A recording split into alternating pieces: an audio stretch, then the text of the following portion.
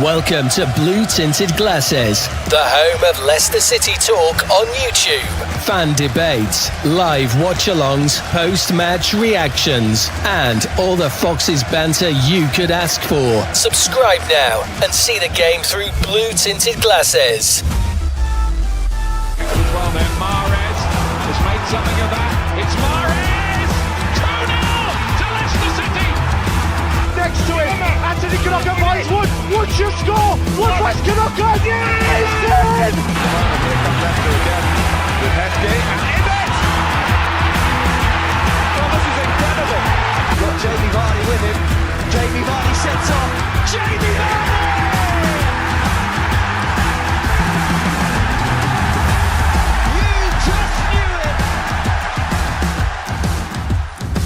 Blue Tinted Glasses, the home of Leicester City talk on YouTube. Good morning and welcome back to Blue Tinted Glasses for yet another Good Morning Foxes. And I suppose it's kind of a good morning. I mean, it wasn't a loss, but we did get a point on the road with 10 men. So we're going to talk all about that and a few other bits as well. So make sure to get your comments in the live chat. Make sure to hit like as well. And subscribe, of course. Before we get into it all, I'll go around everybody. Kate, how's things with you? Yeah, good, thank you. Enjoyed the match yesterday. Well, the majority of it that I saw, we'll come on to that. But yeah, it was good. All good this morning, thanks. Good stuff. Graham, you weren't with us last week, mate. You were at the airport, but it's good to have you back, mate. What's going on? Oh, it's great. Well, I'm going to be at the airport again later today. This privileged bugger is about to fly to Japan this evening, so to go and have a look go to Osaka and Tokyo. Going to go on the the bullet train. So I'm going to try and avoid Shinkansen. Sorry, that's what it's called, the Shinkansen. Yeah, okay, posh. She's very clever. No, I'm more worried. I'm more worried about avoiding Brad Pitt, Mr. Orange and the Snake.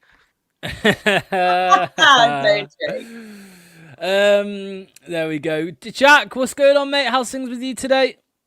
Yeah, good, thanks. Yeah, just got over yesterday's game, so yeah, I'm fine. You can always tell when Jack's been at a game because his voice is a little bit different. He's been screaming and chanting. Yeah, there were a lot of that yesterday, first half and second half, so yeah, it's good. Go on, Jack. Give us a little sneak peek as well, mate. What was the food review yesterday? What did you have? We didn't find one. I spoke to my mate before the game in Oxford. He said there's not much here. He said there's Hollywood Bowl, and he said they ain't really going to be serving food at that time. So I was like, okay, cool, whatever. And then there was a burger van. I thought, how many burger vans do you really want to do? You don't want to keep it and call it Burger Van's bloody food reviews, do you? Because it's just going to be boring. It's the same. Burger vans are basically the same shit every time, aren't they? So you don't really want to sort of review the same thing. So I'm going to wait for West Brom. There's a few West Brom ones that I've looked at, so I'm more looking forward to them ones. But no, I do apologise to everyone in advance if you've not watched the vlog. Well, we did get a message off Kate yesterday. Oxford's snack game is strong, and here it is. Hot dogs. Oh my God. Roll over hot dogs. Popcorn and candy floss. Come on, that is good. Yeah.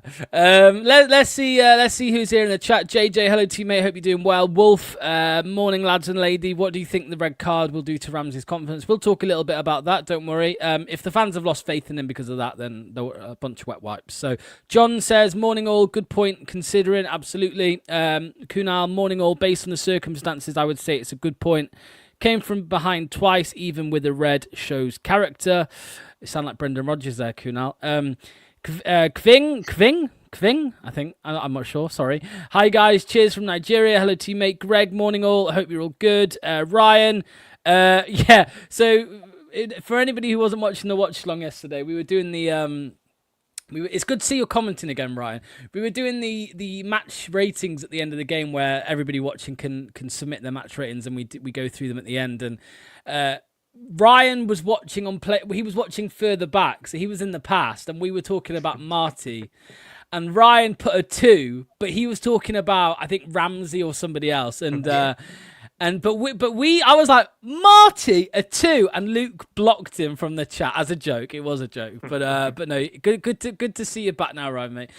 Tony, hello to you, mate. Got to find a way to start Ricky and Winks, Samari and Skip not working. We're going to talk about that. That's a big talking point. Gavin showed his tactical knowledge to get out of a bad situation. Towley, good point with the red card. And then finally from Steve, who says, watching the behind the scenes of Jack's vlog yesterday, he couldn't use several clips because of my swearing. Is that true, Jack? That's not true at all. I use probably most of the clips that I do sort of get at the game. But yeah, Steve was very raging at times. And yeah, we had a lot of discussions away from it. So yeah, we're good. But no, I don't just take it off. Obviously, if you'd looked at the Ricardo goal, Steve was effing and landing then, so I'm not really going to take it.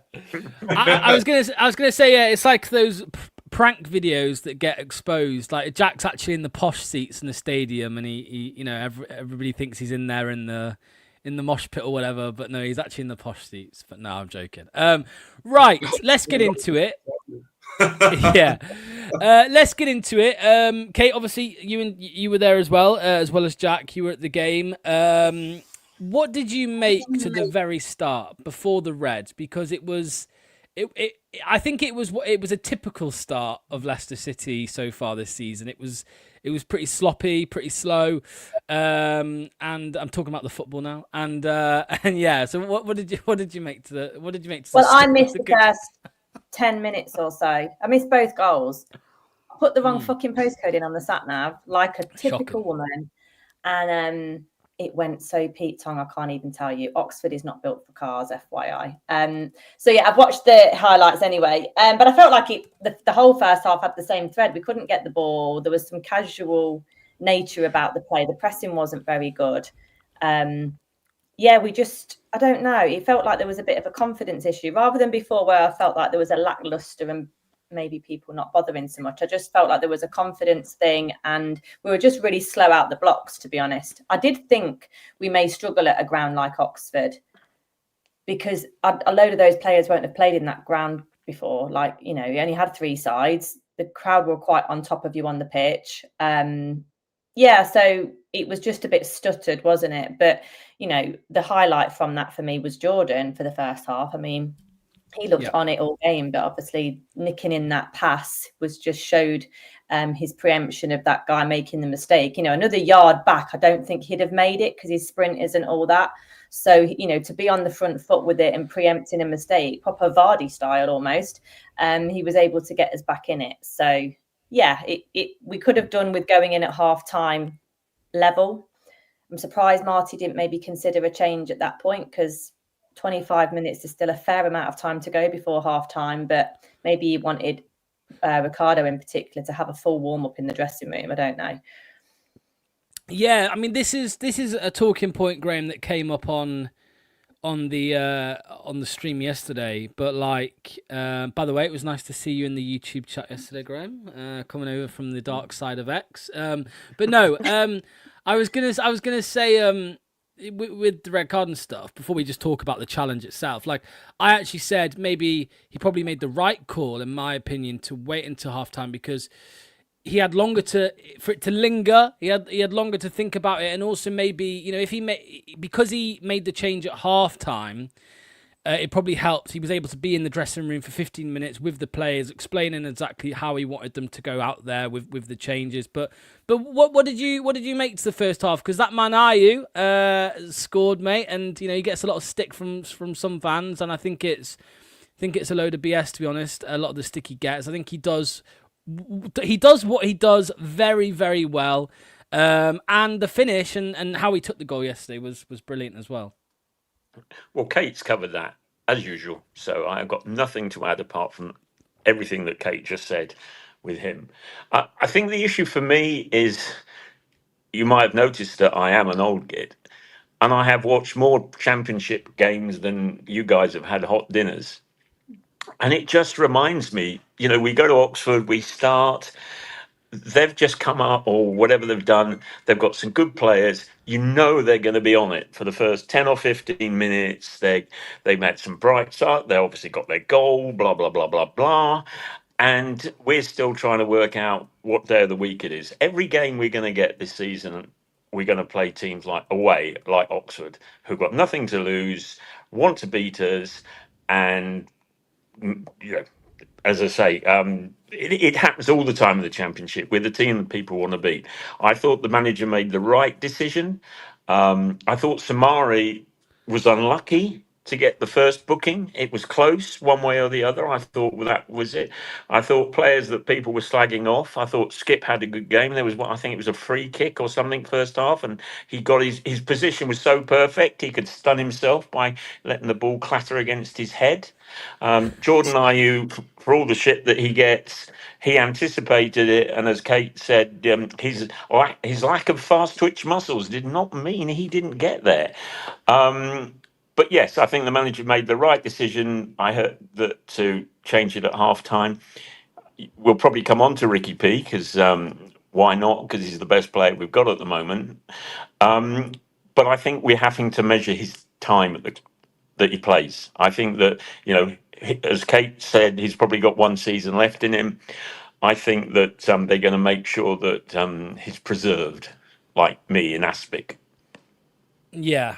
I mean, Jack, what did you think? I mean, I'm a little bit surprised by Graham's, and Skip. Like, yeah, I suppose Graham's right. I mean, he didn't have a bad game, Jack. I think he's a little bit of a passenger, to be honest. A lot of the time in games, I think this season he's undoubtedly been better than he was last season, because last season was a car crash every time he played, in my opinion. But I think the Birmingham game was probably his best game yet. This game he wasn't on that level, but I don't think he did too much wrong. It's similar with Thomas. Like I always say this, I always find myself saying this about Luke Thomas. He hasn't really done much wrong, but he's not really done much right either. That's just the way I saw it with Skip yesterday, Jack. Skip's work rate yesterday, especially second half, I thought improved as the game went on. I think every player struggled in the first half yesterday. Second half, they were more better when we'd made the changes. When Winks came on, it gave Skip a lot more pressure off him to go and roam the pitch, and he was chasing the balls down. He was creating that space for other players to run into, and then obviously you move Hamza Chowdhury into that midfield role as well, which Hamza Chowdhury were like having two people on the pitch yesterday, so we're like having 11 men really. So no, we're good to see that Marty obviously changed it, and that Samari is unlucky with that goal, that second goal. He don't know nothing about it, and obviously, I don't think you can blame him too much about that goal. But the first goal, that is horrific. They don't expect the shot to come, but Stolarsk's probably got to tip that round the post. He's probably got to do better with it. But then the defence has got to be blaming in the fault as well, because nobody's there even to go and react to it. So it's a sloppy goal. But all the three goals yesterday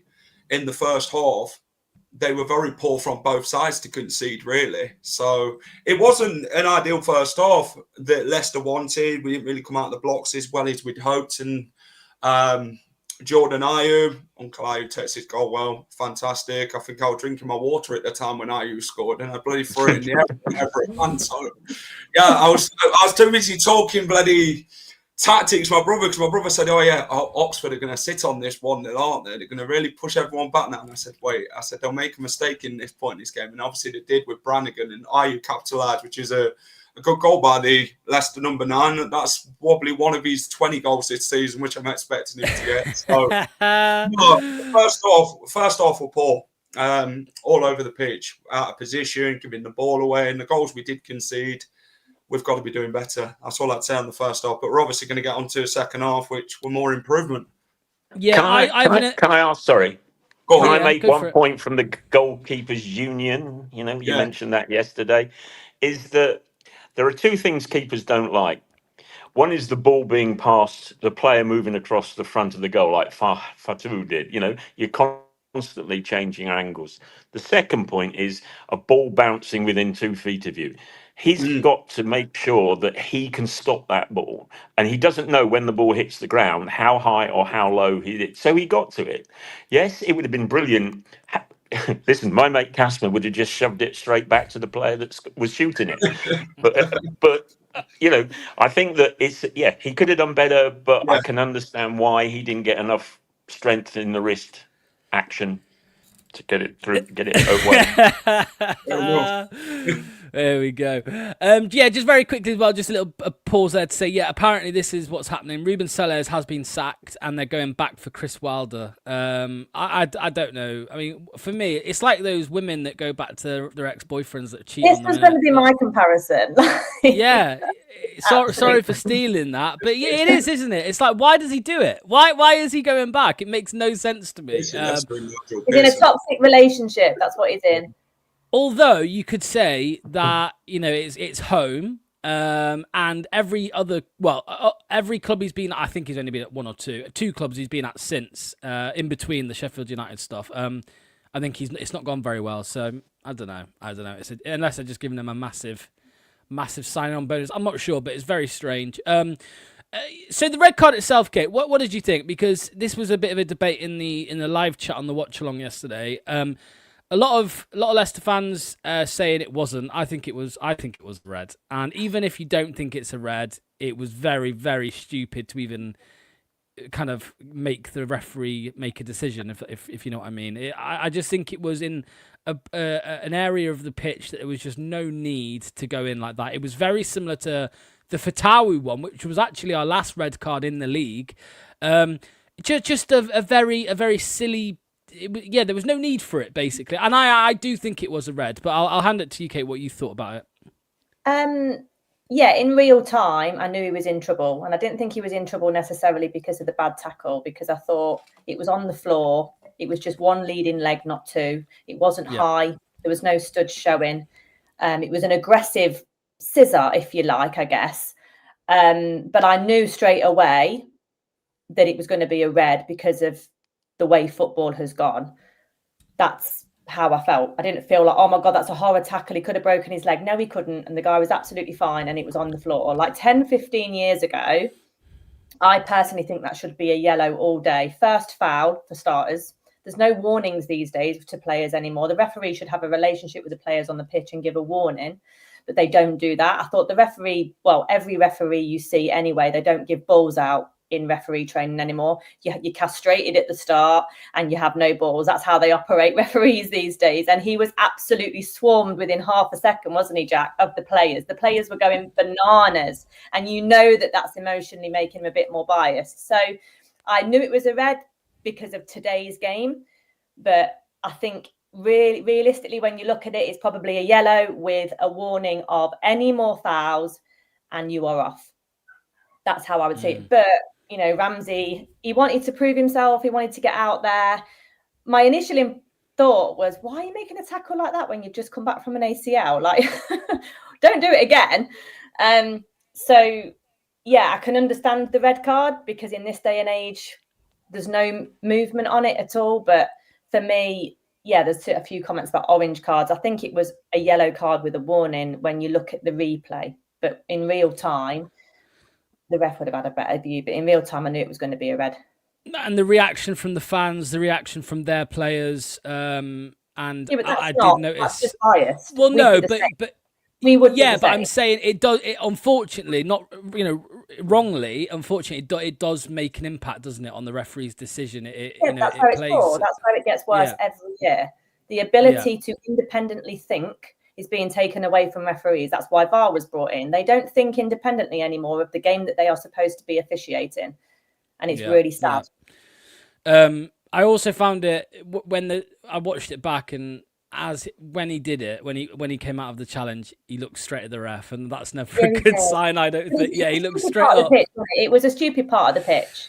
Another thing about the referee, though, I don't know if Jack remembers this. The referee gave an offside in our own half, right? And the crowd were up in arms about it, like, it's in our half, mate. It's in our half. Yeah. And then the referee pointed to where the free kick should go from in our half. I was like, is this for real? Like, it was ridiculous. So refereeing quality is going like that because they're not independent thinkers anymore.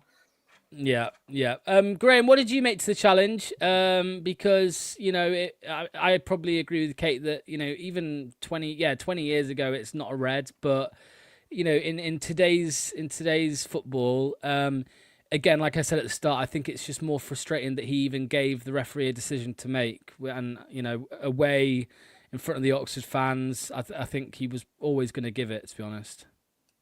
Yeah, I mean, I was going to use the word dinosaurs, but as Kate made that comment, I'm not going to use the word dinosaur. I think that, 20 years ago in the Championship, you'd have probably got a booking for that. But now, it is now about being in control, at least 1 foot off the ground.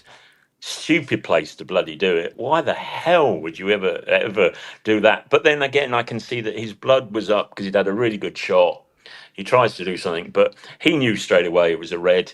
We would, if it had been one of our players, yes, it would have been a red. Did he endanger the player? They're all as weak. They're athletes now. They're like fine show ponies. He could have made contact with his knee, and the guy would have, been injured. So very disappointing. But again, gives the team the opportunity to show character. Maybe he can concentrate on his job, which is making Lox's day.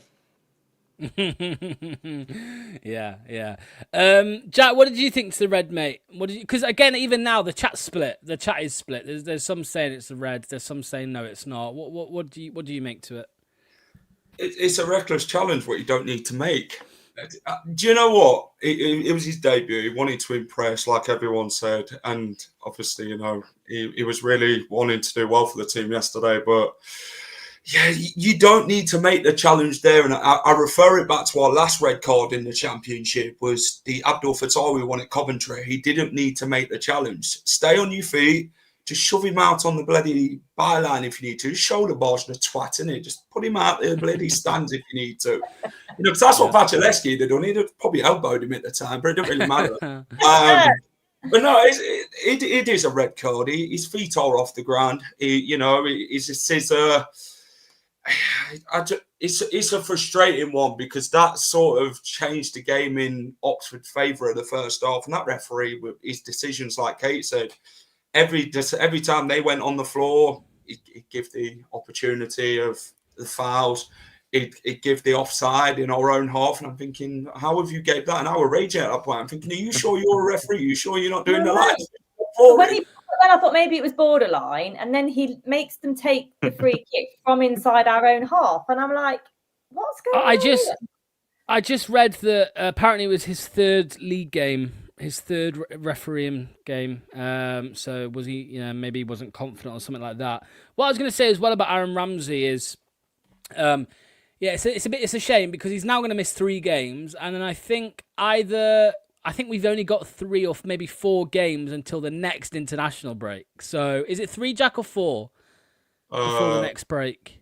Wait, so we've got Coventry, West Brom, Wrexham, Swansea, 4. So 4 games. So he'll only get 1 game, and he probably won't even start that one. It depends on how things go, right, over the next few games. But it must be frustrating for Marty, of course, but for him as well. Yeah. By the way, a manager would be fuming. His reaction said it all on the touchline when he went towards him. Like, well, what are you doing that for? Like, is that what he did? I didn't see that. He was livid. Yeah, he was following him. He nearly followed him down the tunnel. Yeah, that's it.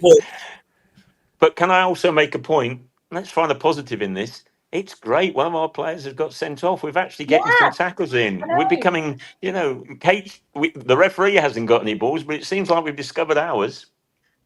Yeah. Well, we've said this a lot. I was going to say, Kate, we've said this a lot, haven't we? Like obviously you don't want players getting sent off every game, of course, but not even just the red. I think over the last few games we have been a little bit dirtier. We've been putting in challenges, and you saw the Vestergaard one. Vestergaard sent one off injured with his challenge, which he got booked for. So whereas how many Leicester teams recently over the last couple of years have you seen just not want to put a challenge in? Absolutely. And that's the ingenuity of a professional footballer. Like, foul them, leave one on him, but don't get sent off. Yeah, that's Alan Shearer, I think, was probably the best at that. He was dirty, and just ask Neil Lennon. Yeah, exactly. But didn't see many reds. Do you know what I mean? He was an absolute menace in the box for that. And you've just got to do it out of the eye of the referee, particularly with no VAR. Yeah. Yeah, I agree. Missing 3 games for that is. They can get rescinded though, because it's a straight red. They can actually argue it. Yeah, but I don't think it will be because I'm not sure it'll be rescinded, will it? No, they can appeal it, I think, but yeah, I don't think they it will be. They'll appeal it for sure, but whether it gets over or not, that's another thing. We've been sent. Jack sent us a little video here of was it a chant about the stadium? Yeah, that was great. It was well unusual. Let me play this.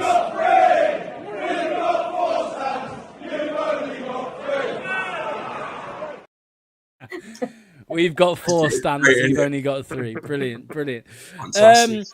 Obviously, as well, I wanted to mention the halftime substitutions. I mean, let me ask you, Graham. You know, we brought on Winks, we brought on Ricardo. You know, the midfield pivots, if you like, from 2 years ago under Enzo Maresca. I think, Graham, when you bring them 2 players on, you know what you're going to get. Like you're going to get some nice football. You're going to get a lot of passing and build up, and obviously that's what Marty did. Because I think with how we were going at the end of the first half, if we continued like that, I think they would have scored another 1 or 2 because they were just having too much of the ball. The problem, Graham, again, which is a big debate, is Winks and how he should be used. Now, I'm of the mindset that. Because Luke yesterday was saying he has to start every game. Winks has to start. He's the best midfielder in the team. Look how good we are when he comes on, and he was very good when he came on, and it did change. It did changes. But I think with me, Graham, I'm very much like just use him when you have to. He doesn't want to be here. He's a dick. He's got a stinking attitude at the moment. Although he did go over to the fans yesterday at the end, apparently, and clapped them. Maybe he wants to play so he can get the move in January. Now the window's shut. He's realised he does have to play. What's your take on both of them? But start with Winks and his situation. Well, don't send me down that corridor on Winks. I think that we all know he's good. We all know he's professional.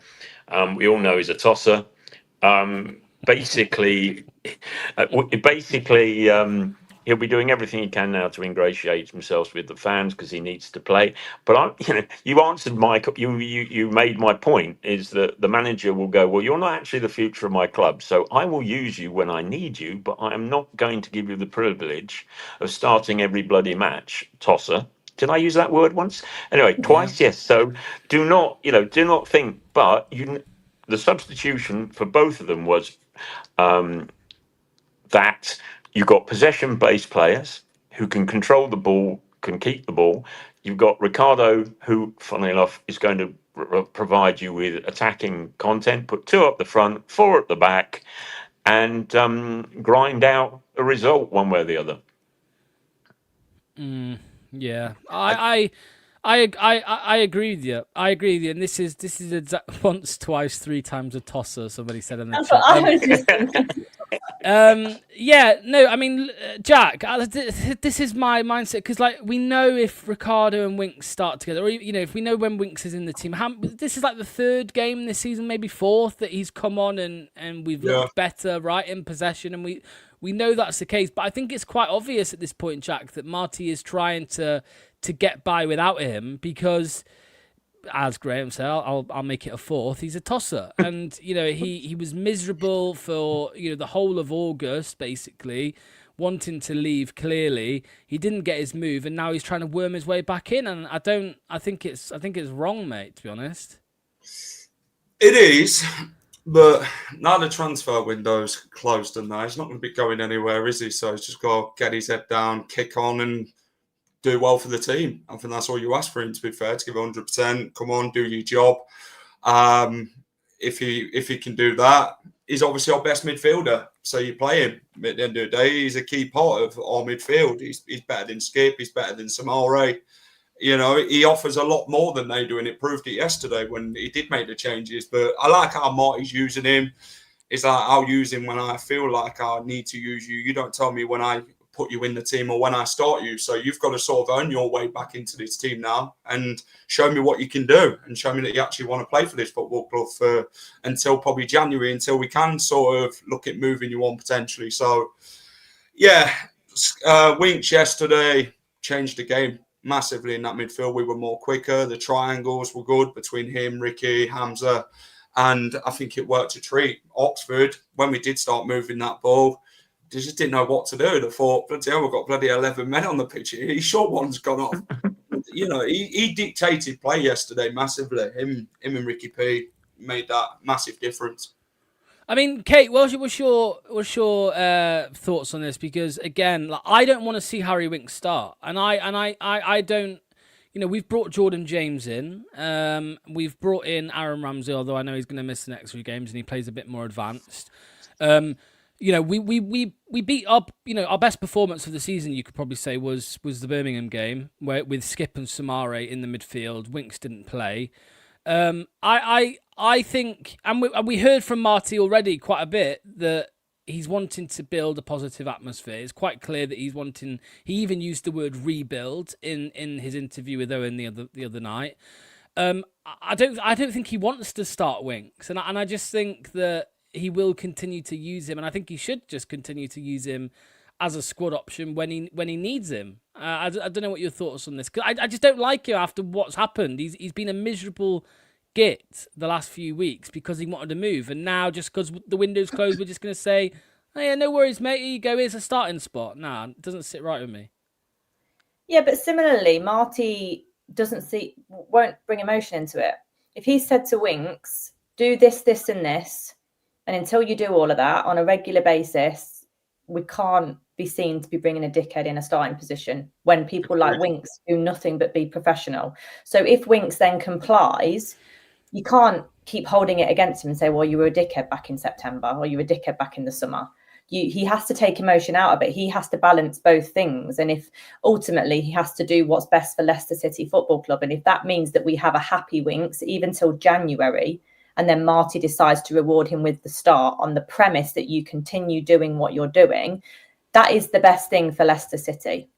If he continues to be a dickhead, Marty will just hold firm, and he's holding firm at the minute. But I was encouraged to see that Winks came over. I was encouraged to see that Winks celebrated with Ricky P right in front of us.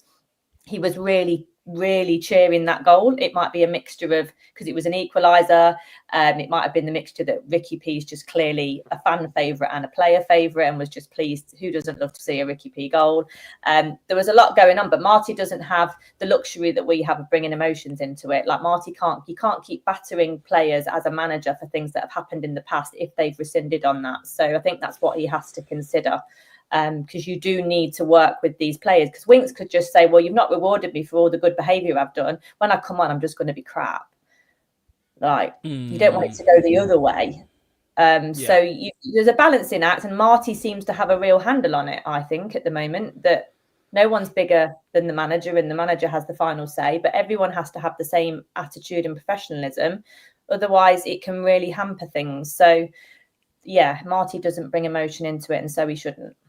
I think it's a similar situation with Wout Faes as well. I include them both in the same bracket. I mean, Wout Faes has come off the bench a few times this season and he's been very good. And I'm surprised he didn't come on yesterday, actually, because Caleb Okoli, I mean, look, I think he's a car crash at the moment. I'm not saying that, I'm not writing him off. I'm just saying that, last season, I think we were victim. I don't know which way you'd put it. We were victim to maybe, that everybody was bad, so we were like, well, Caleb must be better because Yannick and Wout are so bad. Coley has to be better, and he scored a goal against Brighton, whatever, right? But I mean, I'll come to you, Graham. I think he's crap, mate, and especially with regards to the build-up, the passing on the guy. Oh my God! And on top of that, I've never seen such a big, strong-looking guy be on the floor so much. He's always on the floor, holding a body part. I mean, again, this is a situation with Fast. Like, if Fast wasn't a knob, I'd say start Fast next game. But Fast is a knob, and Caleb probably isn't. So what do you do? Yeah, have you got that off your chest? Do you feel a bit better now? Yeah, I do. Quite cathartic for long, that wasn't it? Yeah, sorry. yeah. I think he's taken the place of the player that the fans will hate the most already this season. Juggling that with Skip and Samari. But yeah, do you know what? Can I tell you this? I don't have an opinion. I think the only opinion I've got is that I think that he won't want to play Faz and him together with Vestergaard. He seems to think that there's something different. He'll probably get a couple more games of playing like this, and then hopefully Nelson will be fit and he can come in and do the legwork for Vestergaard. Yeah, well, that's true, isn't it, Jack? Because as we know with Ben Nelson, he had that really poor performance against Huddersfield, and he's not really had a chance since. I know he's had a knock and things like that. But what do you think, Jack? Because I look, I can't believe I'm saying these words. I really can't. If you asked me a year ago, would I be saying these words, then I wouldn't know what's going on. But I love Yannick Vestergaard. I really like Yannick Vestergaard. I know he's probably at times, I don't know. I won't go into that. But I mean, we know he's fallen out with managers in the past. But when I see Yannick on the pitch, mate, I think he's, with regards to the build-up, I think he's brilliant. He obviously has problems with his pace, which we know. A ball over the top on that left side between him and Thomas. It's a struggle. Ahead of him. Yeah, it's a struggle when a ball goes over the top or in behind him. However, I think he's instrumental with regards to the build-up. So he won't be dropped. That's just unquestionable. The problem is the other side. And Okoli, Fass, Nelson, Jack, where's your head at with that situation, mate? Do you give, like Graham said, Okoli a couple more games to see if he can play through this poor form? Because on the ball, he's shocking, in my opinion. Caleb's problem is his passing. And I seen it against Oxford yesterday. Atrocious. Can't impassable. Even when he did pass it to a player, it went into the stands or even on the side. So I'm like, do you want to play as a ball boy, Smith? Pass it to him rather than your own teammates. So Coley, he positions himself quite well in games, but on the ball, he's not your fast. Fast is good on the ball. He can move. He's got pace about him. I mean, Coley's got pace, but the only thing that lets Caleb down is his passing range. He can't do that. He can't do what Yannick can do. Yannick's good with his passing range. I think he talks quite a bit in defence with where players should be. So he sort of had that sort of knack about him. And I think with Yannick, Oxford fans hated him yesterday. Every time he touched that ball, they booed him. They booed him out of the stadium. And Yannick were like, okay, then, well, you keep doing what you're doing. I'll keep passing it around your players and doing what I want to do. And you look at Ben Nelson, very good at Oxford last season, struggled a bit against Huddersfield in the Cup. And maybe that's what it is with Marty at the minute regarding Ben, that he's sort of struggling a bit to adapt to the way Marty wants to use him and adapt him to the system. I'm not saying he's not going to come in at some point, because he will, because over a 46-game period in the Championship, you're going to need to rotate quite a few times in the season. So, yeah, I'd like to see Ben Nelson at some point. I like him as a player. I think he's young. He looks like he's an experienced player and he can do a job. And if Caleb Okoli carries on the way he is going, maybe Nelson comes in fast. Has he really put a foot wrong this season since coming on? I'd say no, because I think he's gave 100%, even though he probably has had an eye on a move somewhere. So we'll have to see what happens. But only Marty's going to know this situation, and we're just going to have to just stick with it and see what we can do. Yeah, I mean, Kving says the gaffer's doing a good job, unlike the last two. He plays basic simple football, which players understand. It's a pity we didn't start a basic number 9 yesterday. Please, Io's not a 9. Well, I've got some bad news for you, mate. Carranza is very much a drop deep, linking up play. Of course, he can finish as well. Patson Daka isn't anything, in my opinion. He's not a 9. He's not a 10. He's just not. I don't know what he is. To be honest with you, it was comical. I don't know if you guys saw it, but it was offside. But I think Winks might have floated a ball over the top, and Daka was like, yeah. He couldn't find the ball in the air. It was like that, and it just went into the keeper's hands. we all would have liked to have seen Carranza, but again, like, we will not see him start the next one either. Ayew's just bagged a goal. He's not going to start yet, Carranza. If he comes off the bench, I think we would have seen him yesterday off the bench had we not have gone down to 10 men earlier in the game. I think we would have seen, Jordan. We did see Jordan James, but I think we would have seen Carranza as well. But in because of what happened, he had to adapt. Talking of Marty, let's see what he had to say about a couple of things yesterday in the game, thanks to BBC Radio Leicester. I will never be satisfied or happy with a point. Doesn't matter if it's at home or away. On that part, I'm not happy about the way we start the game, about the way we concede 2 goals. But obviously a difficult game because of the development of how it was, but I really value, and that's the part that I want to take with me, the second half, the personality, the courage that the players showed to turn a difficult situation. And actually, in my opinion, it's true that we concede some long-range shots in the second half that when you look at the stats, it looks like Oxford had more finishes, but in my opinion, we were the ones closer to score another goal. The personality that we show in the second half, the courage to have the ball, the courage to progress and create chances despite being 1 man down. I think that was a fantastic performance from many players, and I would say as well from the players coming from the bench, giving extra energy in a moment that was required. So there you go, Kate. I'll come to you first on that. I mean, one thing you mentioned there, To be one, when you go down to 10 men on the 25th minute, I think a lot of time that's just curtains. Like that is curtains. Obviously, I think if it was against Birmingham a couple of weeks ago, maybe it would have been curtains. I think maybe they've just got a little bit more quality than Oxford do. But the lads, I mean, they put a shift in. And you have to put a shift in. Of course you do when you're down to 10 men.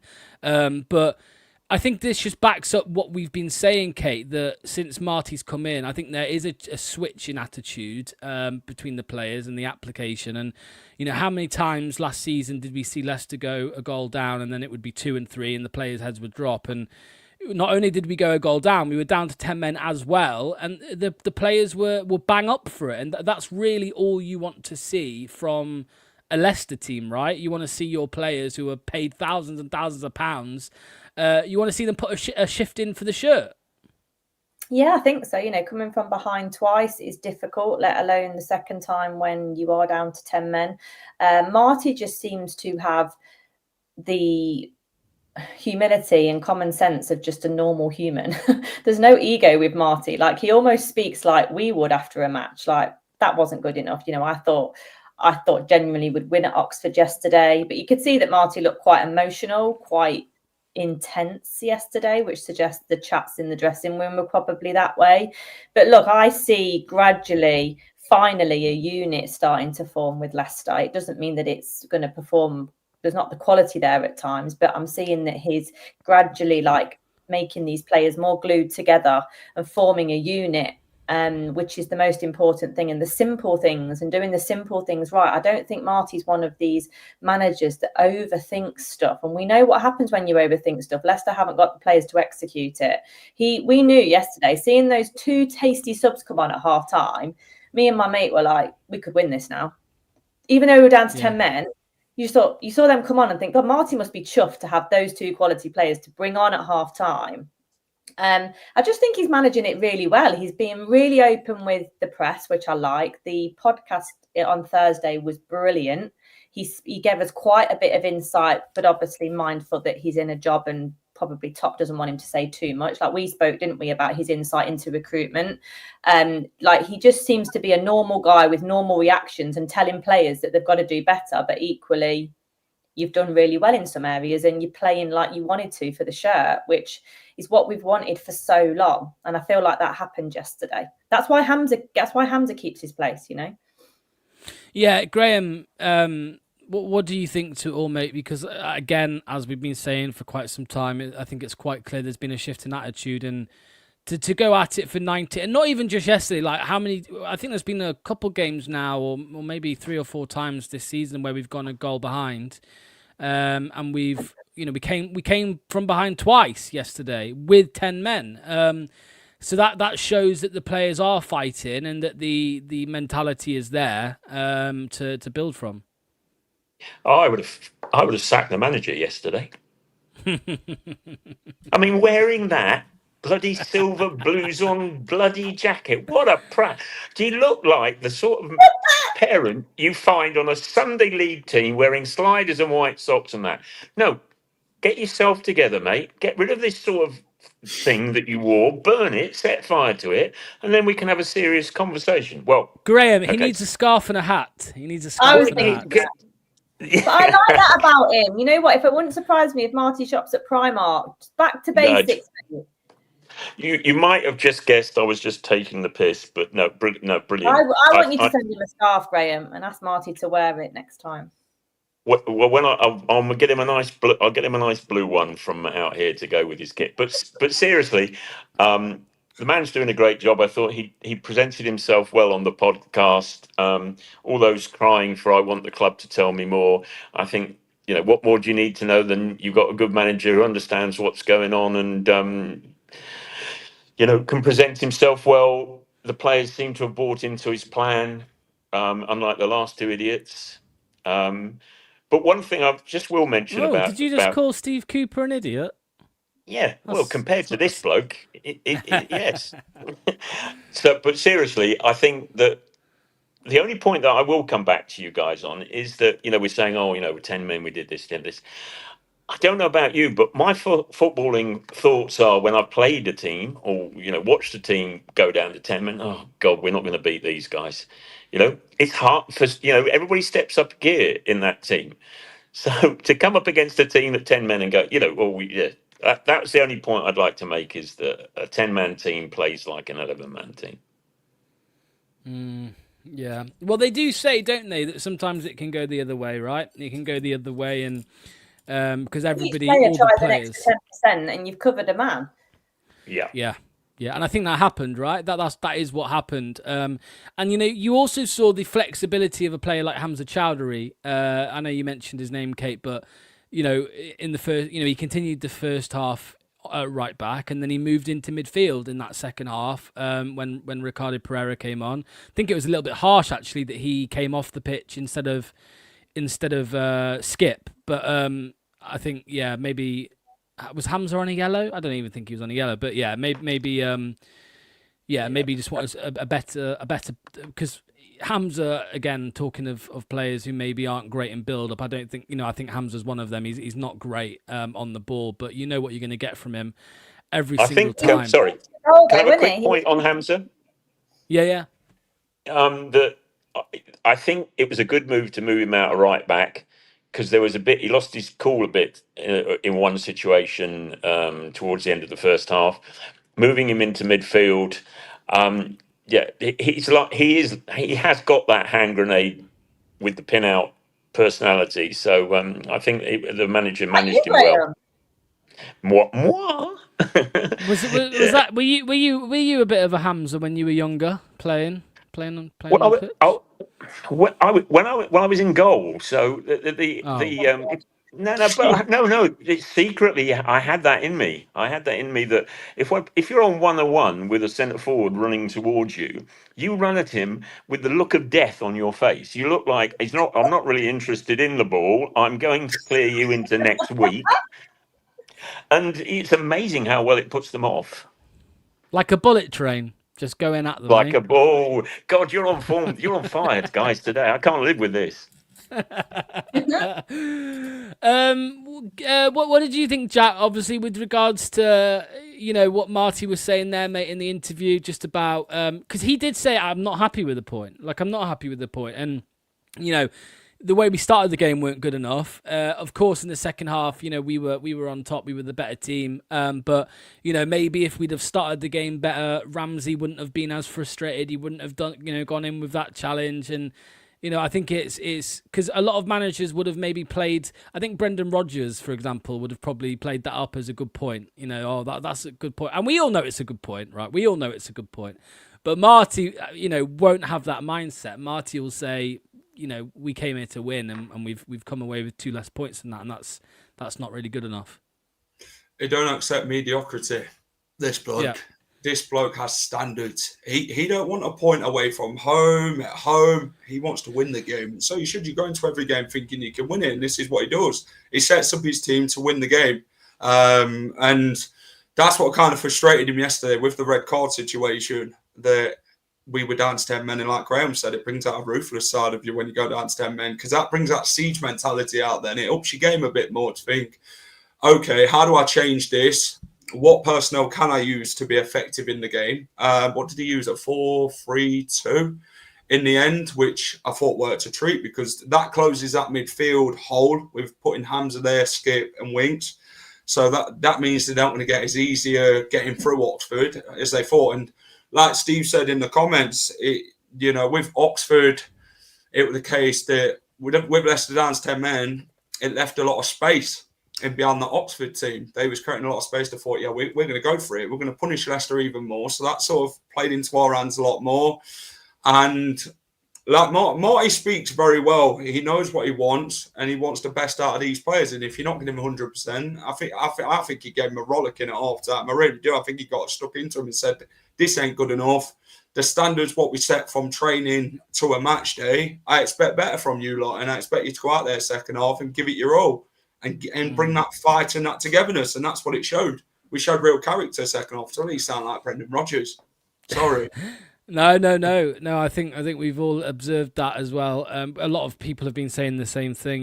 The character is there. I mean, we've got this video as well, Jack, from your. We've got one from Kate as well. But yeah, we've got this video that Jack sent this morning, just after the goal, or just as the goal went in. So you can see the reaction here.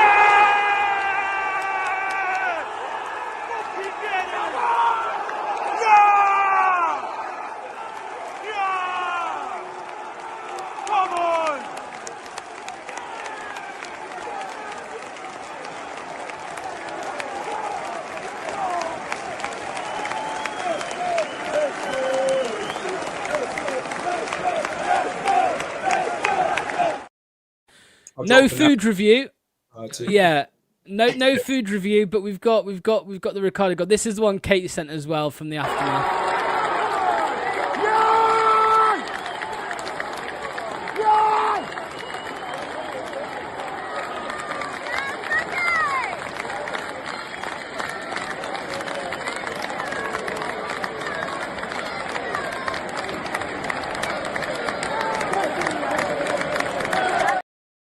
You can see Winks there as well. Yeah. You can see Winks there though, can't you? You can see Winks getting involved quite a bit there with the celebrations and stuff like that. He was a bit ginger with it, but he was full of heart in that moment. Yeah, because naturally, your natural reaction, being involved in an equaliser down to 10 men, it is to do that, and it's almost like he was trying to hold back, but he couldn't. I'm not friends with you at the minute. Literally. Yeah. But also, what I will say about Marty is that Marty seems to be getting through to them at half time, probably in particular yesterday. If you don't pull your pants up, you're losing away at Oxford. That wouldn't enter Wout Fass's head. I can't lose to Oxford. I'm the big king, mate. Whereas Winks knows that if we don't pull our fucking socks up, we're going to lose at Oxford. Do you know what I mean? Whereas there's some big personality in there, arrogance in there. That's no, that just won't happen. And if it does, it's not my fault. Whereas Marty's no, it's everyone together, and these are tough. They're at home, and it's a free hit. Leicester is a free hit, no risk for every team this season, and that's hard. Yeah, there was a comment here saying, "I just dropped a weight on my foot because the screaming Kate's video made me jump." He's at the gym listed. You watched one of Jordan's winner a couple against Southampton last year. It's like I'm on a roller coaster. Harry went there as well. Yeah, he did. Yeah, he was going nuts there. Yeah. There's also this I wanted to bring up. This was after the game finished yesterday. Aaron Ramsey put out a little post on social media. He said, "Really want to apologise to my teammates and the fans for how today went. Proud of how the team played the game out, and will give it my all when I'm back to put it right for them." Graham, has he got your forgiveness? Yeah, just look. as the Americans, or actually the Californians say, shit happens. So we'll let him have this one. We've all been sent off. I'm sure even you, Locks, have been sent off. I can't believe Kate ever would have been sent off, but absolutely, I'd be sent off, mate. Absolutely. Yeah, not going to mess with you. So I think I think that just come in. It's football is still a game. It's still about entertainment. Whether it's the wrong or the right kind of entertainment, that was entertainment. We started the game we would have built into it. Oxford would have faded. We'd have won. Blah blah blah. But we had to come. A bit of adversity, a bit of your money's worth. You guys would have had nothing to talk about on the watch along. That is really hard work, by the way. Your watch along and then trying to mute the Leicester City ex Oxford player, centre half Elliot. On that, my it was more than my brain could take, I'm afraid. So I had to switch their sound off. I think a lot of people do that, mate. To be honest with you, they switch off. Yeah, the thing with it, it's just obviously it's to be expected with the Leicester commentators and even when they're in the studio as well before and after the game and at half time, they can't say a bad word, which is very frustrating at times. I remember when we were the 4-0 against Everton last season, they did a watch along. The club did a watch along, and I think David Nugent was there, and he was sat there laughing because he was reading the comments, and it was just all fucking abuse about the players and stuff, and he was sat there laughing because he knew that they couldn't read anything out basically, and it was Dan Bates trying to pick out the positive ones. It's like, well, we can come back and win it. It's like, shut up. But yeah, Thing says we forgive him. It shows the quality of his character. He would come back better. And somebody also makes a good point to say, we have to remember he's been out injured for so long. First start, and he wanted to impress. He will learn, so don't need to be hard on him. Planet Earth just being Planet Earth, calling him an idiot, saying it will win that game if that idiot keeps his head. Typical comment. But yeah, and I think just before the red card as well, he just had a shot as well outside the box, I think, which a decent effort. And that was the first, I think that was the first impact really that he had on the game. And it was kind of like, all right then, yeah, he's growing into it a little bit. And he goes and does what he did. So, I think when he is back from his 3-game suspension, I don't think he will start that last game before the international break. I think it's going to be interesting to see who does come in there. I think maybe we might see Ayew in the 10. And maybe Carranza ahead of him, maybe, potentially. Or you see Lewis Page come back into the fold because he's done okay, when he's featured so far. Maybe he deserves another start there. So, yeah, a lot of decisions to make. By the way, guys, I want to end it with this. Did you see, I'll come to you first, Kate, because I know we speak quite a bit about it. Russell Martin at Rangers. It is a disaster. They let me bring up the table. So they lost. Did they lose again? They lost yesterday. So they've played 5 games in the league this season. They've not won a single one. They've drawn 4 and lost 1. They obviously got battered away in Europe. I watched the interview, the post-match, the press conference yesterday, Kate, of Martin at Rangers, and all the journalists are saying to him, like, the fans don't want you here, mate. Like, they don't want you here. Are you going to resign? And he's like, I'm not resigning. But did we dodge a bullet, Kate? Did we dodge a bullet with Russell? Am I speaking with my head or my heart? Yeah. He's broke my heart anyway. I I think we probably did. Hey, I'm happy with Marty. No regrets, man. There's no point in looking backwards. Can we just have a really quick chat about Jakub, though? Because Jakub yes, was great yesterday. And I mean, I'm not talking about the obvious incident, but also his distribution was really poor. Very frustrating performance for me from Jakub. Well, I mean, Graham, I got a bit of stick yesterday after the game in the instant reaction because I said I don't think he's good enough. Is that harsh, Graham? I mean, I actually, like I think I said when Hammerson I think he commands his area better than Mads does. his distribution is pants. But then again, we had this brilliant keeper. I think somebody called Kasper Schmeichel who couldn't pass for toffee. I don't know. I'd say the first goal he hadn't. I've just told you the bounce probably did him. The second goal, I mean, people were calling Samari. Samari just turned around and got a face full of ball, and it went the wrong way. Yeah, it's like what was that? What was it? Oh, Samari, God, useless. Yeah, I saw somebody blame both of them. It's neither of their fault. That was just unlucky, wasn't it? Yeah. You just got to. We're a young team. We're going very quickly. Before I want to make this point today is that in the interview with the manager on Thursday, he did say we'll go up when it's the right time. He didn't say we're definitely going to go up this season. He did kind of imply that we need to build the squad. We need to get the sort of team that when it does go back up, it will stay up. Now, that might be this season, but maybe it's not.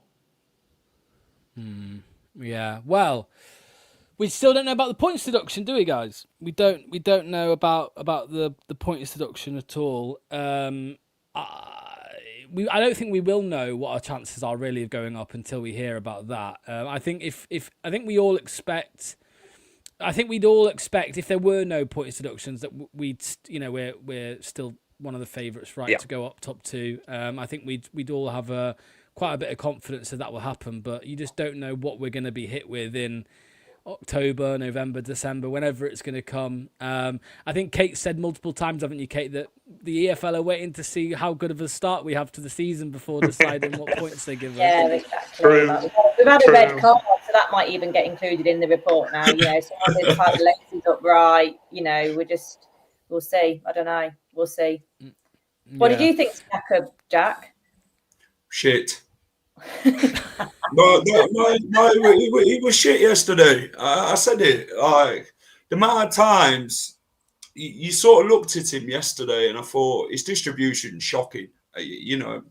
There's obviously other goalkeepers they can't kick a ball for toffee, like Graham says, but he's not the finished article. He's still got a lot of learning. I think this season's a real learning curve. He's young. He's been given the number one shirt, which brings massive pressure to a goalkeeper when given that. Obviously, Danny Ward didn't really handle that well, did he, when he did it? And he was the wrong one for that number one shirt. You need someone with strong character, someone with experience. When obviously Schmeichel left, but we didn't. We went for the complete opposite. But Jakob's going to learn. He's going to learn this season, whether it's the easy way or the hard way. It's going to build his character a lot more. He'll know that he needs to improve. But the second goal, it hit Samare's chest, and then I don't know, wrong foot Jakob done it at that point. He already moved, didn't he? Yeah, it sort of, he didn't know which way it was going, and it's obviously gone in. He was fuming, and he thought, probably could have done better there, to be fair. But I don't know. The game yesterday with him, I don't know. I don't think he was that commanding, to be fair. There were balls that he could have come for, but even when we were passing the ball back to him, we kept putting him under pressure 9 times out of 10. I'm thinking, stop doing that. Like, stop giving him the ball. He's not a player who's you can play it back to him and kick it forward. And every time he'd go on. I was going to say, we test our own keeper at times more than the opposition. And it frustrates the hell out of me. I don't understand it. It did irritate yesterday, though. Like when he'd had like a normal ball to kick, what weren't like back to him. He'd kick it out of play. I'm like, mate, the fans don't want it. We do. I think we've brought in this new keeper from Betis, and we don't really know too much about him and what level he's at. But like, I imagine if they've brought in a keeper, he's going to be good with his feet. So that's one to watch, I reckon, to see if. But he wasn't even on the bench. He wasn't even on the bench yesterday. It was Begovic. Wow. So I realised. it was Begovic yesterday. Jakob now is 24 years old. He's been at the club a long time, so we'll have to wait and see how that goes. I think he's a good keeper. I don't think he's a Premier League goalkeeper. He's a decent keeper. And I don't think he would. Hashtag -3 again yesterday. Yesterday, what he was conceding, bloody hell. Yeah. I mean, we are talking about distribution. I mean, as I say, there is no, I mean, I'll accept that he could have probably done better, but there is no way, the ball deviated for the second goal by 45 degrees. You can't stop and then go back and get it. So Yeah. I wonder if, again, the distribution thing and that is, you've just let two goals in, two really soft goals in, whether it's your fault or not. You're not exactly going to be full of confidence. And as Kate said, some prat in your same shirt as you passes the ball back to you, and could you just hang on to it for a bit more? It's a bit like a Coley. If Coley can't pass, do a short pass to Yannick. Yeah. Yeah. Frankie says Hermanson is as open as locks when he sees Jordan. I think there was a lot of copium. I think there was a lot of copium when Mads left from some people just pretending that Jakob was better than Mads, which I just found a bit. I think Mads is the better goalkeeper.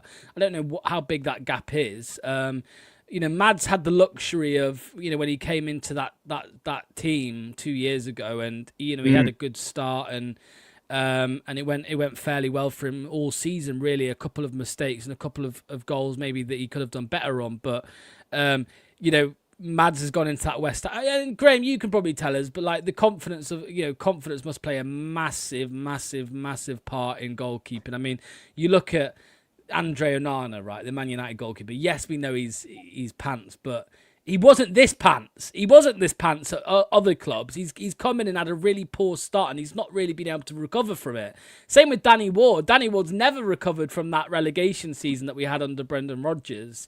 And I think Hermanson's struggling now as well. So it's down to if Jakob can recover from these couple of mistakes. I'm not talking about the second goal, just the first goal, because I know what you're saying. He got to it and it was a difficult one, but he could have done better. He made a mistake. He made a mistake a couple of games ago as well. So if he can recover from that, and I think that's props to him, right? So can I touch on one player? Yeah, very quickly. Go on. Jordan James. I thought he was exceptional when he came on yesterday. I know you're going to be dribbling and rubbing your hands. I'm going to give him the credit where he was due yesterday. I thought he had a fantastic debut. The way he trapped back. There was one where Luke Thomas put a poor corner in, and then Harry Winks were running back, and then Jordan James made a last-ditch tackle late on. I think it was fantastic yesterday. I want to see more of him against Coventry. I'd start him next game because I think he's fantastic. Anybody else want to see Jordan James next game?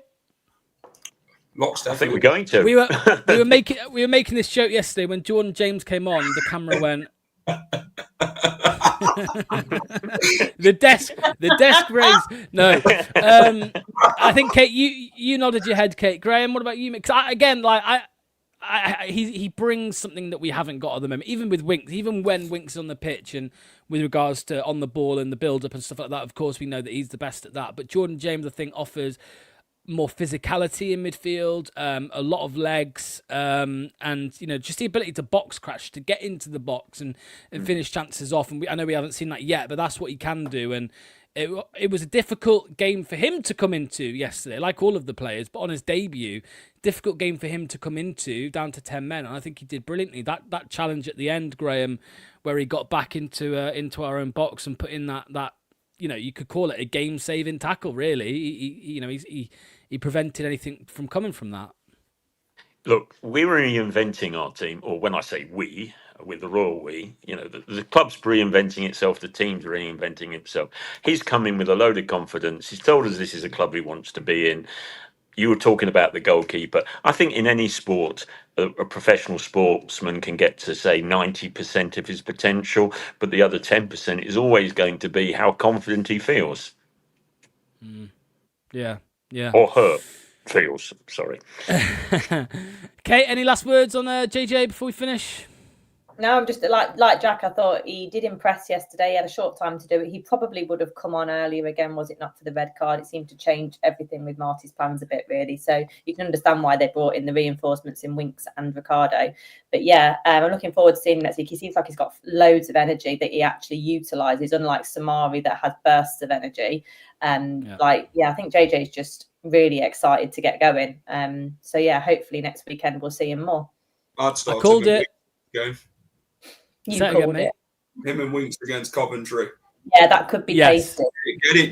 Get it done. No, I didn't mean, Kate, I wasn't going to say I called it as in he's good. I was going to say I called it that I think he's going to be Leicester City captain in the future.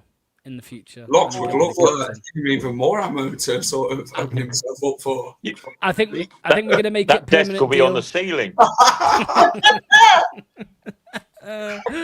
Yeah, absolutely. Right, we're going to end it there.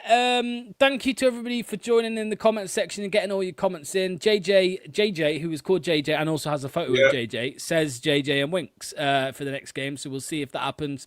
Thank you to everybody in the chat. Much appreciated. Thanks to Kate. Thanks to Graham. Thanks to Jack. We will be back live tomorrow night for the call-in show at 7 p.m. And yeah, we'll be talking about the game and stuff like that. So make sure you join us for that. Kalibo, you're in the chat. I know you love Jakob and you think he's better than Mads. Come and tell me why. Come join the call-in show tomorrow. Yesterday. And Reese. Yeah, Reese and Reese. How sick he was. Yeah, Reese and Kalibo both come on. Yeah, both of you come on. So everybody as well, go check out Jack's vlog. That's out now. So go check Jack's vlog out on his channel, The Final Whistle. Again, yeah, see you tomorrow. Cheers, guys. Enjoy your Sundays. Bye-bye. Massive thank you to today's sponsor, Match Bingo. Over 200 grand has been paid out to players so far by taking sports betting, football and bingo and combining them into one amazing app. Make sure to get your bingo card for any Leicester City game in the upcoming season. Click that link in the description or via the QR code on screen.